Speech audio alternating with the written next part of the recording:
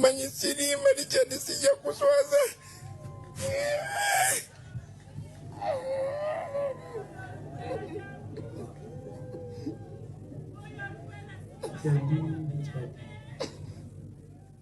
Ebibadde bigambo bya Pastor Bujingo mu lunaku olw'eggulo bwe yabadde nga yeewera obutaswaza bodegaadi we yakubwa amasasi n'afa ng'agamba nti tagenda kumuswaza. Ebiruubirirwa bye abadde abimanyi bulungi. Ebirooto bya driver Pastor Bujingo abadde abimanyi bulungi era ng'oli abimubuulira kaati. Era agamba nti tagenda kuswaza driver oyo okulaba ng'ebirooto bye bikomaawo. Wabula yeeyamye nti agenda kubituukiriza bitwale mu maaso asobole okulabirira abaana b'omugenzi basome okutuuka we banaakoma, kubanga ekirooto kye kibadde kyakuweerera baana be basome bamaleko. Era Bujingo yeeyamye nti ekitaabwe agenda kusobola okubaweerera abatuuse awo we bawulira nti bwe balina okukoma n'okutwala obuvunaanyizibwa obwa famire nga taata, kubanga omukyala naye abadde akimanyi bulungi nti bano balinnya mu kimu baafuuka ba Luganda. Era yeeyamye okukwata obuvunaanyizibwa obwa famire eyo abutuukirize, alabike nti abaana b'omugenzi tebajulirira kitaabwe yakubiddwa masasi n'aggyibwawo. Manyi sirima likyandi sijja kuswaza.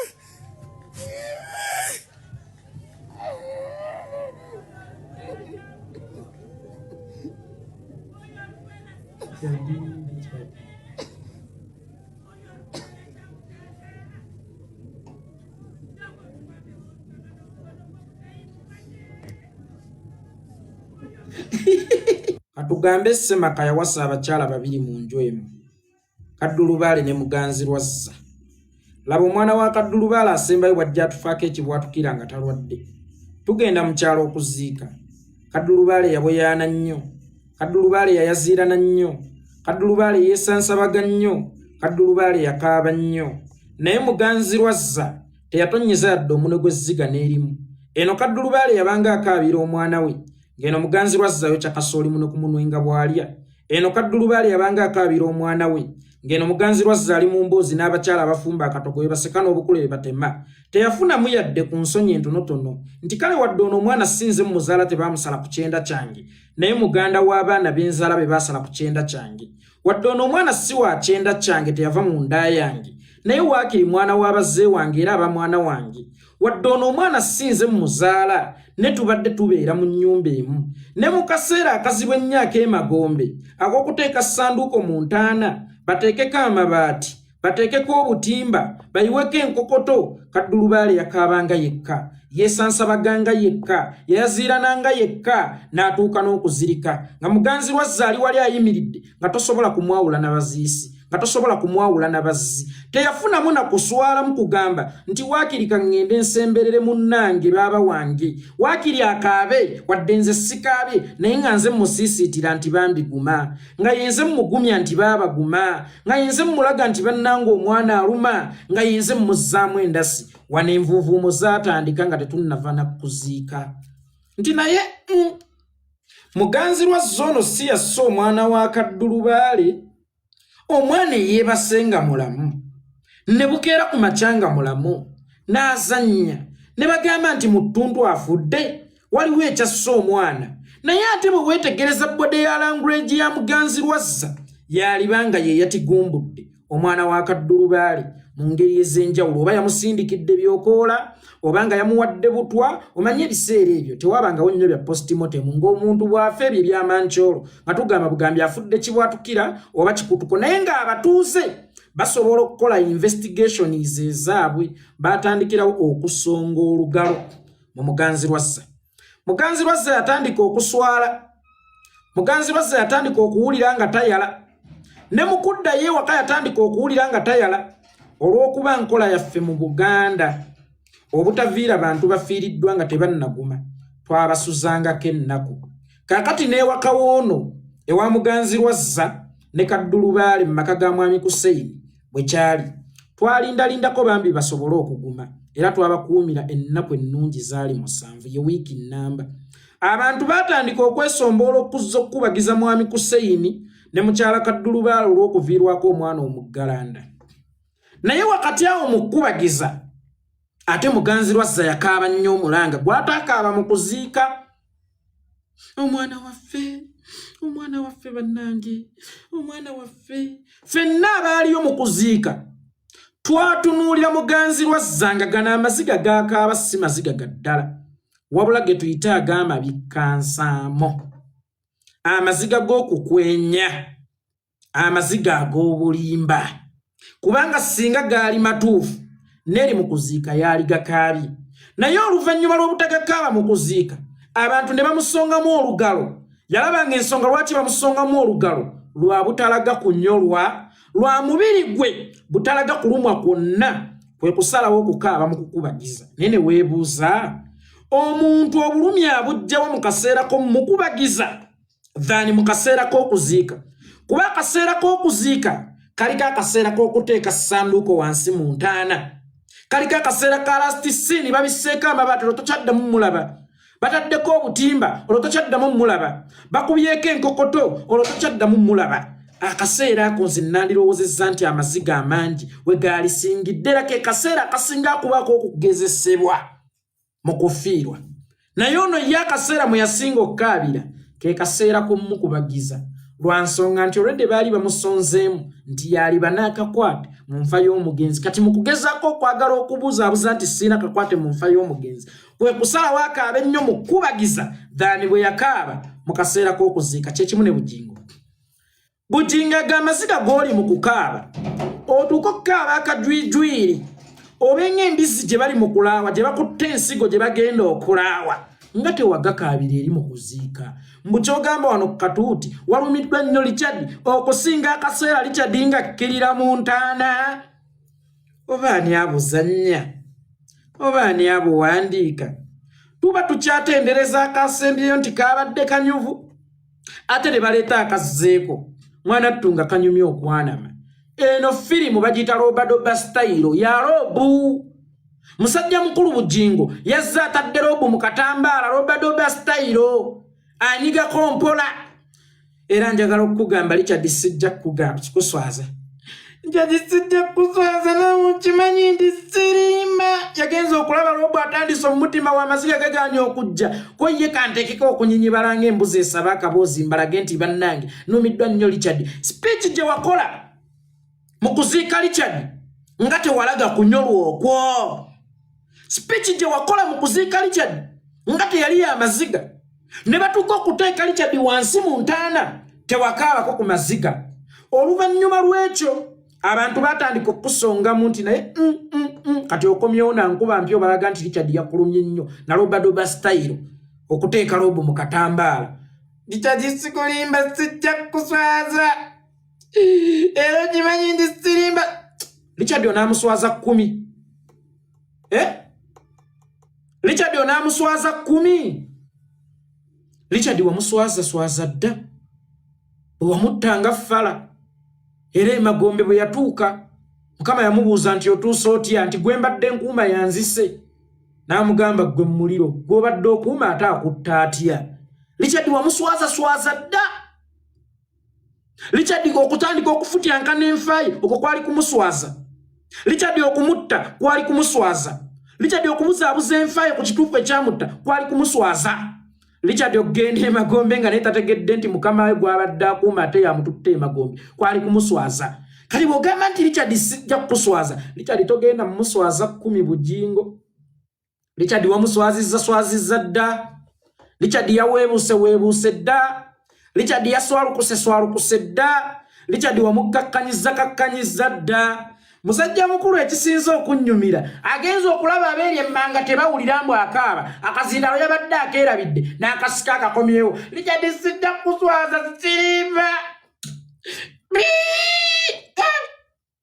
Okaabira akazindaalo mwe mwetegereze bulungi ka vidiyo ako kentandise nako. Omunyeyi yabadde assizza akazindaalo wansi n'ajjukira nti ab'emabega tebamuwulira ng'akaaba n'akakomyawo. Richard sirimba sijja kukuswaza.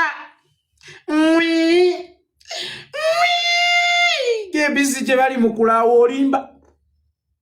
Nga bwe twawula enseko z'amabikkansaamu ku nseko z'essanyu, era twawula amaziga g'obukuusa ku maziga ag'obulumi. Ago amaziga tegaviira ddala ku ggumba, tegava mu kiwanga. Ago amaziga si ga bulumi, ago bagayita Robadoba style ga robu. watadde robu maaso jjo tukakase nti bannange nze gwe mugambe yatta omugenzi ate nnyinza omukabira bwenti nze gwe mugambe yatta omugenzi ate nnyinza okulaga okunyolwa bwenti omuyaye yakuttera akazi yadde akeerabidde ab'emabega nga tebajja wuwulira Richard Sirimba sijja kuswaza ngakabizike bali mukulaawa ono yagala tukakasa nti sigwe yasse Richard n'endiga ssebo ne zijjayo obutambaala muzika mukaabira kirwaki mwonoona amaziga bakitammwe bali ku bitanda banaatera okubaata amaziga muli mu ggoonoona ge mwalikaabidde bakitammwe muli mu ggoonoonera ku mutemu eyasse munna ate gwe mukaabirako mu kifo ky'okukaabira Richard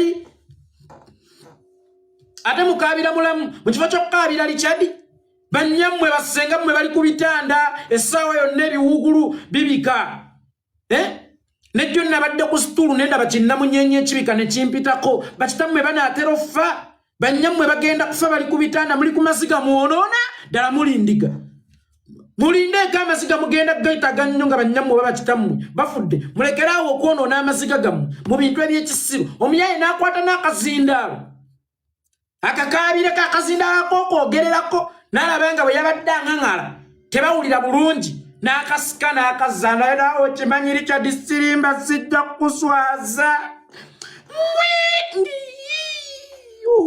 yagala tukakasa nti sigwe wasse Richard gwe wamusse Richard togenda muswaza 10 Richard gwe wamusse Bujingo naye omuwandiisi wa script yo eneesembyeyo mulungi era singa abadde tagiwandiikidde mu bantu bagezi yali badde mugezi naye okuva lwekiri nti yagiwandiikidde mu bantu abagezi afuuse musiru kubanga abantu bammwe abawandiisi ba script bawandiika okusinziira ku ntegeera y'endiga zammwe kyokka ng'ate ennaku zino ebintu biri beyond kanisa yammwe ya Prayer of House Ministry ye muyine kanisa ng'amba ekibangirizi kyammwe byakisukka byafuuka bya publiki so singa mubadde muwandiikira ndiga zammwe yali badde mugezi naye okuva lwekiri nti biri beyond endiga zammwe wallahi fara lobadoba style yaganye omye yazanyize robu mu katamba lero mbamaze lero bagenda bonna kugamba bagenda mmenyeka emitima bagambe zigale omusajja liva wala olaba Bujingo akaabye olaba Bujingo alaze okunyolwa bannange munywanyiwe yamulumye nedda taata agamba ziga wali ogakaabira eri essembabule wali ogakaabira ssembabule okulaga nti olumiddwa nnyo kubanga ye wali akaseera akasinga okubeera akazibu wakati mu kufiirwa akaseera akasinga okusoomooza wano nga munno bamuteekayo tokyaddamu kumulabako lube ate yakaaba yanyumya na bulungi n'ebiwundu bye mu mugongo yanyumya bulungi nga talagadde bulumi omuntu alina ebiwundu by'amasasi mu mugongo alina engeri gye yabuuka mu mmotoka alina engeri gye yeesigamira atya akatebe alina engeri gye yeesimba obwentongo obwemmuli bugwe ennyingo wano ng'ayogera ku Richard naye maama wano ate alaze okunyolwa Richard Sirimba sijja kuswaza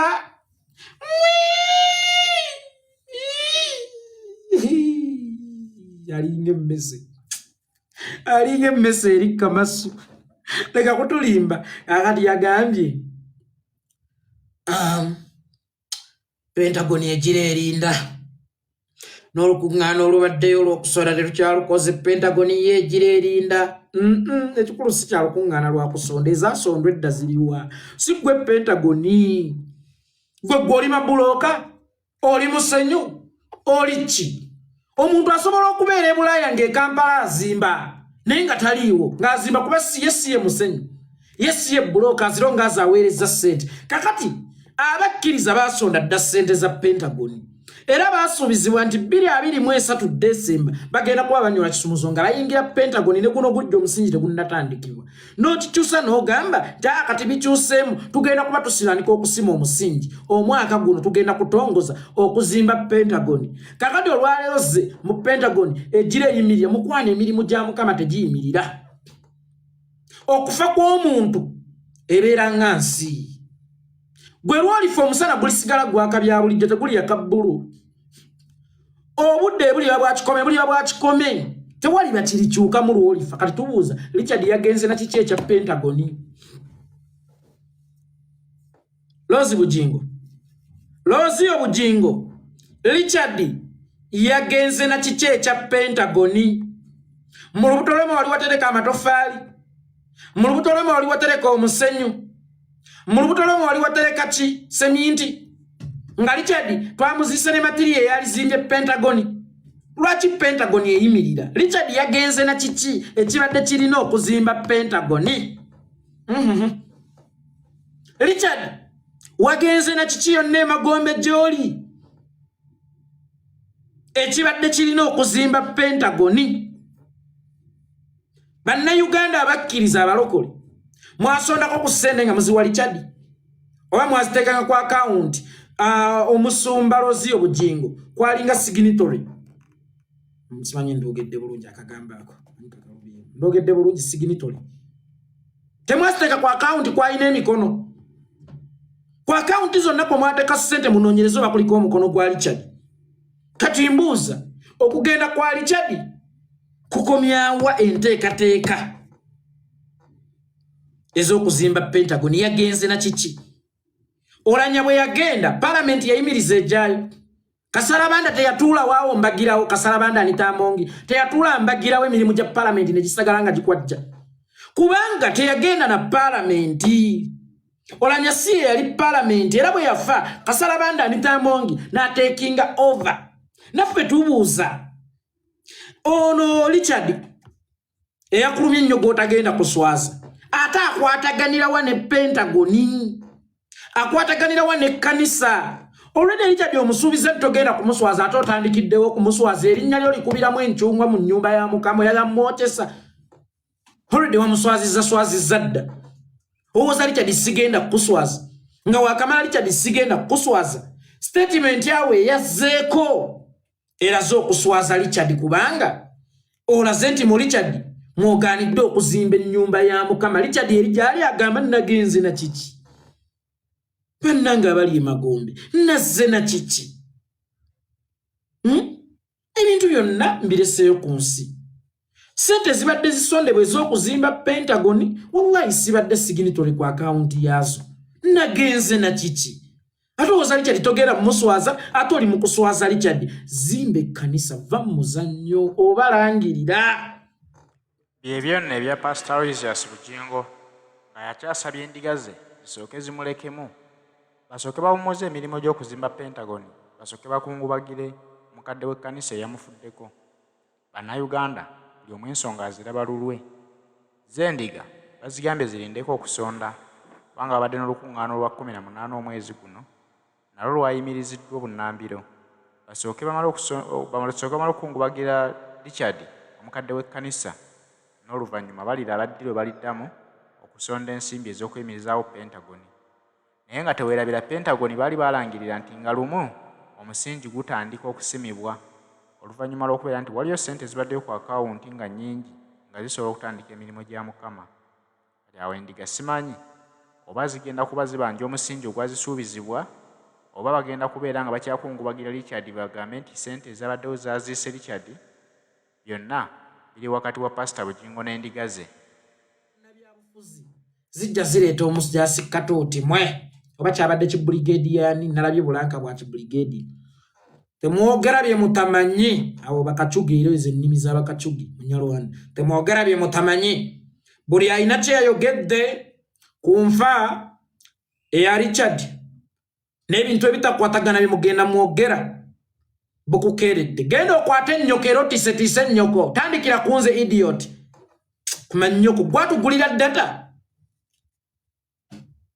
gwe watugulira essimu bumwogere bye mwagala naye buli alina kyeyayogedde owedde nzigwa gwe Katonda wange n'ebisajja mmwe mujooga ani gwe mukwata emimwa genda otiisetiise ennyoko nyoko lwalifa sijja kwogera kale mumanyi naye omuntu gwe tumanyi bwafa oba bwafuna obuzibu eyo ebeera public opinion